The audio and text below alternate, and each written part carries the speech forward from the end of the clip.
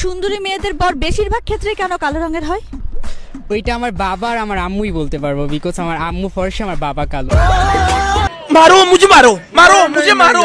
ভাইটি আমাদের ঠিক কথাই বলছে, তার বাবা কালো কিন্তু তার মা ফর্সা, তারাই বলতে পারবে কেন সুন্দরী মেয়েদের বর কালো হয়।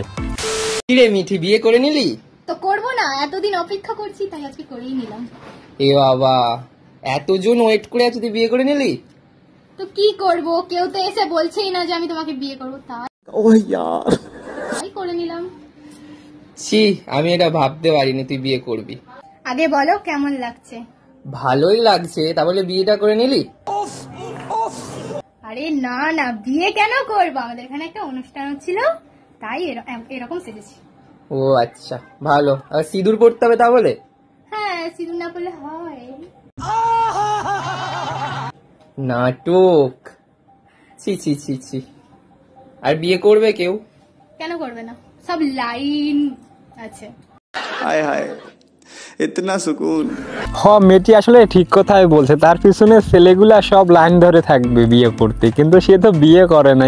একটু অনুষ্ঠান বাড়িতে সে সাজছে, দেখছেন না কি রকম ভাবে সাজছে, ভাইরে ভাই নাটক। আমি বিশ্বাস করি না।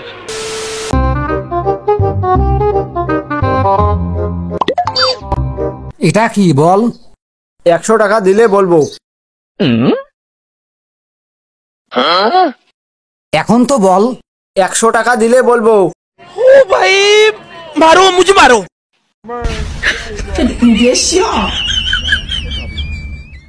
এখন তো বল। 100 টাকা দিলে বলবো। আমার কাছে আর টাকা নেই, বল। 100 টাকা দিলে বলবো। আর এখানে দেখছেন ভাইগুলা কিরকম কাণ্ড করতেছে, এমনি এমনি বলে না অস্থির বাঙালি। আপনাকে যদি এই মুহূর্তে 10,000 টাকা দেওয়া হয়, আপনি কি আপনার রোজাটা ভাঙবেন? 10,000 টাকা তো প্রশ্ন ওঠে না রোজা ভাঙার। তাহলে কত টাকা দিলে আপনি রোজা ভাঙবেন? রোজা তো রোজা, আর টাকা রোজা রাখি আল্লাহ সন্তুষ্টের জন্য, বেহেশতে যাওয়ার জন্য। আর যদি টাকা দেন তাহলে রোজার পরে দেন মাল খাওয়ার জন্য, মনে করেন যে নিয়ে মাল খেতে যাব।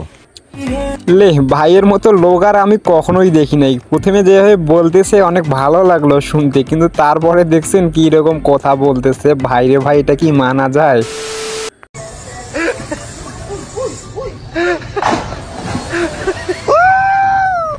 ভাইটি আমাদের যখন পার হতে যায়, তারপর দেখেন কি রকম অবস্থাটা হইলো ভাইটির সাথে।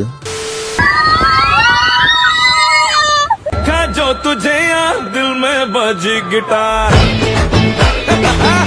हाय हाय देखा जो तुझे दिल में। चल, चुप ही नहीं हो रही है, इतना कोई रोता है क्या? बाबा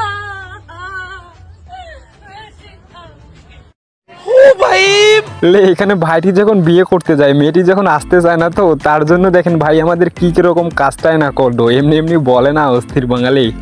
তো বন্ধুরা, আজকের ভিডিও এই পর্যন্ত রাখতেছি। ভিডিওটা ভালো লাগলে লাইক এবং চ্যানেলটা সাবস্ক্রাইব করে দিও।